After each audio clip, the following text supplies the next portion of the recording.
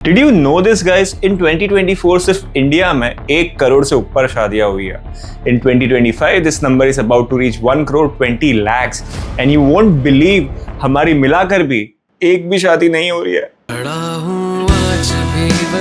लोग यहाँ पति पत्नी बन रहे हैं और हम यहाँ बम्बल पे हम्बल बन के फंबल करते रह गए. मेरा 20 साल का कजिन भाई आज 30 साल का है. उसकी 2 बीवी और 1 बच्चा, सॉरी 2 बच्चे और 1 बीवी. वो शादी के टेंशन में कुछ भी निकल जाता है. Sorry, coming back to the topic. उन बच्चों के साथ उनके मामा के शादी में एक और नया ड्रामा ऐड करने जा रहा हूँ अपने लाइफ में.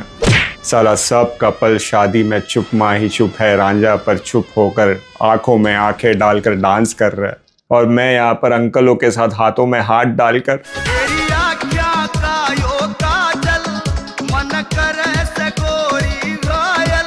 हे भगवान, क्या कुछ देखना पड़ रहा है. मेरे से छोटे लोगों की शादी हो रही है, मेरे से बड़े लोगों की दोबारा शादी हो रही है और मेरी एक भी नहीं हो रही है. एक भी मतलब एक ही करनी है. हाँ वही तो, एक भी तो नहीं हो रही. सब शादी कर रहे हैं, मैं सिर्फ उनकी शादी अटेंड कर रहा हूँ अकेले. चलो आज के वीडियो में इसी के बारे में शादी करेंगे. मेरा मतलब बात करेंगे शादी के कार्ड्स, रिश्तेदारों के टॉन्ट्स और जिंदगी से सिर्फ एक सवाल. साला ये दुख का खत्म नहीं होता बे. यू नो गाइस, पहले एज बताना एक सिंपल आंसर होता था. What's your age bro? 21 bro. अब एज बताना एक्सप्लेनेशन बन चुका है. साला इतना एज के आगे रनिंग बोल चुका हूँ कि जिंदगी में जितनी रनिंग नहीं की है उतना एज के आगे रनिंग बोल दी है. साला आज इंडिया से ओलंपिक में गोल्ड मेडल जीत चुका होता रनिंग में और किस चतुर चूतिए ने कहा है कि age is just a number. भाई जिसकी शादी नहीं हुई होती है ना, उसके लिए age is not just a number, it is a timer जिसका रिमोट हर रिश्तेदार के हाथ में होता है. जैसे ही जिसकी शादी हुई तुम्हारा काउंटडाउन शुरू और फिर आ जाता है वो पता नहीं कौन से चाचा के भाई के मामा की लड़की की मौसी की बेटी का पति, जिसकी सास जो पहले कभी बहू थी, जिसको मैं जानता भी नहीं, वो आके मुझे बोलती है कि बेटा शादी कर लो. तुम्हारी उम्र में तो मेरे 6 बच्चे थे. अब आंटी को कैसे बोलूं कि आंटी आपकी उम्र में तो यूज भी नहीं करते थे. दिमाग की बात कर रहा हूं मैं. अच्छा, कैसे बोलूं आंटी को कि मतलब जो लड़की हमें चाहिए उसे हम नहीं चाहिए और जिसे हम चाहिए वो किसको चाहिए. शादी.com से जीवनसाथी.com तक सब पर प्रोफाइल बना चुका हूँ और 11,1111 रुपए का कवर भी दे चुका हूँ सब्सक्रिप्शन फीस. और कसम से एक लड़की ने भी इंटरेस्ट नहीं दिखाया. इतनी मेहनत से प्रोफाइल बनाई थी, इतना सोचना पड़ा था मुझे और चैट जीपीटी को. साला अब लग रहा है सामने से किसी को दहेज देना पड़ेगा तब जाकर शादी होगी. ओए, दहेज लेना और दहेज देना दोनों बुरी बात है, बट गिफ्ट ले सकते हैं.